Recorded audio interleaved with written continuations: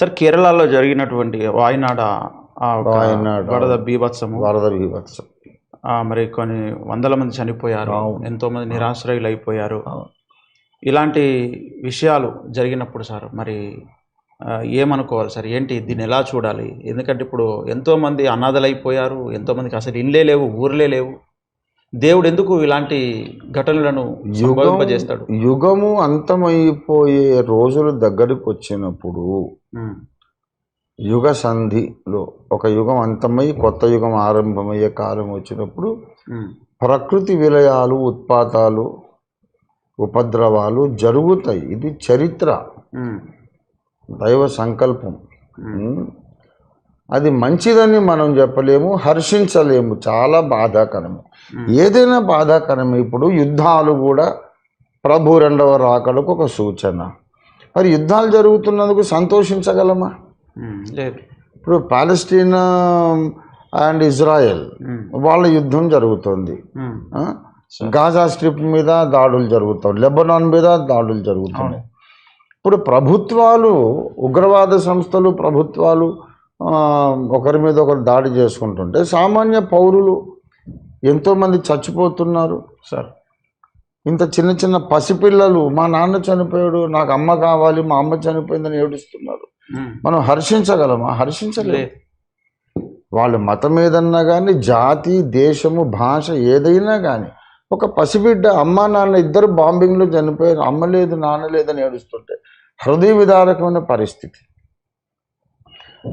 రెండవ రాకడ సూచనలు అని తెగుళ్ళు చెప్పాడు. ఈ తెగుళ్ళను బట్టి ప్రభు వస్తున్నాడు అని మనం ఆనందించాలనా?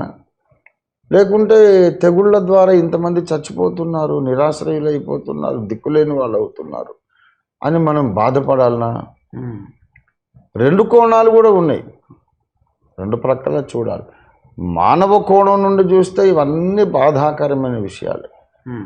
వరదలు కానీ, భూకంపాలు కానీ, తెగుళ్ళు కానీ, యుద్ధాలు కానీ, ఇవన్నీ కూడా బాధాకరమైన విషయాలు. ఎంతోమంది జీవితాలు చాలా భయంకరంగా ఎఫెక్ట్ అయిపోతాయి, ప్రభావితమై అనాథలైపోతారు. కొంతమంది కాళ్ళు లేకుండా, చేతులు లేకుండా, అసలు వర్ణించలేనటువంటి విలయం జరుగుతుంది. కనుక యుగాంతంలో జరిగేటటువంటి సూచనలు, కొత్త యుగం రాబోతుందని, శాంతి యుగం, సత్యయుగం రాబోతుంది, రక్షకుడు మళ్ళీ భూమి మీదకి రాబోతున్నాడు అనే ప్రవచన నెరవేర్పుకి ఇది ముందుగా సూచనలు సార్. కనుక బాధాకరమైనప్పటికీ కూడా ఇవి అనివార్యం.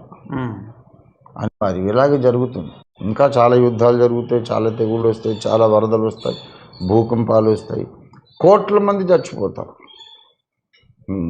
కోట్ల మంది చచ్చిపోతారు. ప్రకటన గ్రంథంలో స్పష్టంగా రాయబడింది. మరి భూజనాభాలో 3వ వంతు 1 గంటలో చచ్చిపోతారని రాయబడింది ప్రకటనలో 9వ అధ్యాయంలో. అంటే ఏంటి? భూజనాభాలో 3వ వంతు అంటే 1000 కోట్ల జనాభా ఉంటే 300 కోట్ల మంది 1 అవర్లో చచ్చిపోతారు. ఎంత బీభత్సం అది! ఇటు హ్యూమన్ యాంగిల్లో చూస్తే చాలా భయంకరం, బాధ. కానీ వీటి వెనక ఒక శుభవార్త ఉంది. ఇలాంటి ఉత్పాతాలు కానీ, ప్రళయాలు, విలయాలు, నష్టాలు ఏవీ లేనటువంటి సమాధాన రాజ్యం స్థాపించడానికి యేసు ప్రభు వచ్చేస్తున్నాడు. ఆయన వస్తున్నాడు అనడానికి సూచన ఇది. దీన్ని చూసి బాధపడకుండా ఇప్పటిదాకా ప్రభువుని నమ్మని వాళ్ళందరూ ఇవి చూసైనా నమ్మి ఆయన రాకడ కొరకు సిద్ధపడితే మంచిది. అది best thing we can do. Okay okay okay sir. Sir ఇప్పుడు ఇది 1 అవర్లో 3% మంది చనిపోయేటువంటి సిచ్యువేషన్ ఎప్పుడు జరుగుతుంది? ప్రపంచ ఏక ప్రభుత్వం వచ్చిన తర్వాత. ప్రకటన గ్రంథంలో మనము 9వ అధ్యాయంలో బూర ఊదినప్పుడు 6వ దూత బూర ఊది 9:13 6వ దూత బూర ఊదినప్పుడు దేవుని ఎదుట ఉన్న సువర్ణ బలిపీఠం యొక్క కొమ్మల నుండి ఒక స్వరము, యూఫ్రటీసు అను మహా నది యొద్ద బంధింపబడి ఉన్న 4 దూతలను వదిలిపెట్టుమని బూర పట్టుకొని ఉన్న 6వ దూతతో చెప్పుట వింటిని. మనుషులలో 3వ భాగమును సంహరింపవలనని అదే సంవత్సరమున అదే నెలలో అదే దినమున అదే గంటకు సిద్ధపరచబడి ఉండిన ఆ 4 దూతలు వదిలిపెట్టబడి అదే గంటకు మనుషులలో 3వ భాగం అంట. 18 ఈ 3 దెబ్బల చేత అనగా వీటి నోళ్లలో నుండి బయలువెళ్ళుచున్న అగ్ని ధూమము గంధకముల చేత మనుషుల్లో 3వ భాగము చంపబడును విదిన్ 1 అవర్. అంటే ఇప్పుడే 850 కోట్ల పైన ఉంది జనాభా. అప్పటికి 1000 కోట్లు కావచ్చు. ఓకే, 900 కోట్లు అనుకున్న 3వ భాగం అంటే 300 కోట్లు ఫట్మని 1 అవర్లో చచ్చిపోతారు. చాలా బాధాకరం. అందులో అమాయకులు ఉంటారు, వికలాంగులు ఉంటారు, నిరుపేదలు ఉంటారు, అన్ని రకాల వాళ్ళు ఉంటారు, మంచోళ్ళు ఉంటారు, దుర్మార్గులు ఉంటారు. మరి ఇలాంటి ఉత్పాతాలు జరిగినప్పుడు అయ్యో ఎందుకు ఇలా జరిగింది అని మనం బాధపడి ప్రయోజనం లేదు. వెనక ఆయన వస్తున్నాడని గ్రహించి మారు మనస్సు పొంది రక్షణ పొందడం అందరికీ మంచిది. ఎందుకంటే వరదలు వచ్చి చచ్చిపోతున్నారు, యుద్ధాలు జరిగి చచ్చిపోతున్నారు, తెగుళ్లతో చచ్చిపోతున్నారు అని అంటున్నాం కదా. అవును, ఇవి రాకపోతే వీళ్ళు ఎల్లకాలం ఉంటారా? మరి అవును, ఎట్లయినా చచ్చిపోవాల్సింది ఒక రోజు కదా. గనక అయ్యో చచ్చిపోతున్నారని బాధపడడం మానేసి కాస్త ముందుగా పోయాడంతే. కానీ ఇవన్నీ నాకు సూచనలు కదా. మరి యేసయ్య వస్తున్నాడని నా సంగతి ఏంటి? నిజమైన రక్షకుడిని తెలుసుకోకుండా, ఆయన హృదయంలో చేర్చుకోకుండా, జన్మ కర్మ పాపాల నుండి మనం విడుదల పొందకుండా ఉంటే వీళ్ళు చచ్చిపోవడం కంటే కూడా ఘోరమైన ఉపద్రవము మనం వెళ్ళి నరకంలో పడతాం. ఇప్పుడు వరదలలో కొంతమంది చచ్చిపోయారు, యుద్ధాల్లో చచ్చిపోయారు.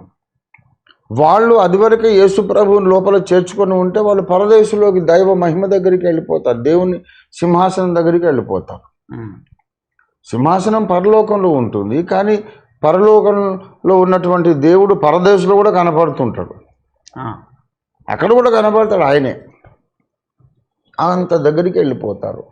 అక్కడ ఆకలి దప్పిక ఉండదు. ఇక్కడ చచ్చిపోయేదేమో వరదల్లో, యుద్ధంలో, భూకంపంలో, దారుణమైన మరణం అని ఇక్కడ చూస్తాం. కానీ రక్షణ పొందిన వాళ్ళైతే ఏ విధంగా చచ్చిపోయినా, సుఖంగా చచ్చిపోయినా, వయసును బట్టి వృద్ధాప్యంలో చచ్చిపోయినా, యుద్ధాల్లో భూకంపాల్లో చనిపోయినా, వాళ్ళు రక్షణ పొందిన వాళ్ళైతే ఆకలి దప్పికలు లేని మహిమ ప్రపంచానికి వెళ్ళిపోతున్నారు కదా.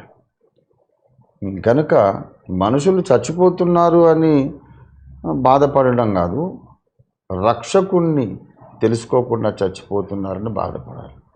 ఓకే, రక్షకుడిని తెలుసుకున్న వాళ్ళైతే చనిపోయిన నష్టం లేదు, చావైతే లాభం. Okay sir, okay. మరి కేరళ వరద బాధితులు వారు ఉన్నటువంటి వారు మరి ఆదరించబడి వారికి అన్ని సమకూర్చబడాలని మరొక మాట. ఇప్పుడైతే ఏం చేసే పరిస్థితి లేదు సార్, ప్రార్థన అయినా చేద్దాం. స్తోత్రం స్తోత్రం స్తోత్రం నాయన. ప్రేమ కలిగిన మా మహాపరిశుద్ధ తండ్రి, జీవాధిపతి మా దేవా యేసయ్యా, నీకు స్తోత్రాలు. అనేక రీతులుగా ప్రభువా నీ రాకడ సూచనలు నెరవేరుచున్నవి ప్రభువా. మధ్యప్రాచ్యంలో యుద్ధాలు జరుగుతున్నాయి, అనేక మంది పౌరులు కూడా చనిపోతున్నారు, సైనికులు కూడా చనిపోతున్నారు. అవును, కేరళలో వాయనాడు జిల్లాలో మా తండ్రి భయంకరమైన వరదలు వచ్చి వందలాది మంది చనిపోయినారు, నిరాశ్రయులైనారు. ప్రభువా ఆదరణకర్తమైన మీరే దిగి వచ్చి సహాయం చేయండి. మీ రెండవ రాకడకు సూచనలుగా ఇవి జరిగి తీరవలసిన పరిస్థితి అవసరం ఉన్నప్పటికీ కూడా ప్రభువా బాధితులను ఆదరించే కరుణా సముద్రుడు నీవే తండ్రి.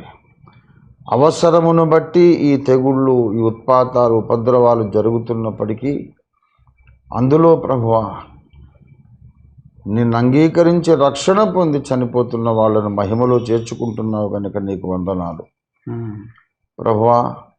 వరదల్లో చనిపోయినా రక్షణ పొందకుండా చనిపోవడమే అసలైన ఉపద్రవం అని గ్రహించడం అందరికీ కూడా ప్రభా అందరికీ సాధ్యపరచండి. అందరికీ మీరు అటువంటి జ్ఞానము దయచేయండి.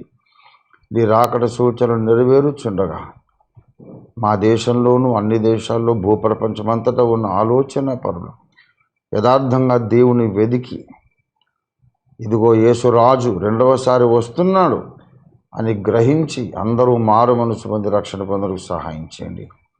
వరదల్లో నష్టపోయిన వాళ్ళందరికీ కేరళలో కానీ ఇతర స్థలాల్లో కానీ నష్టపోయిన వాళ్ళందరికీ మీరే సహాయము చేయండి. మనోనిబ్బరము దయచేయండి.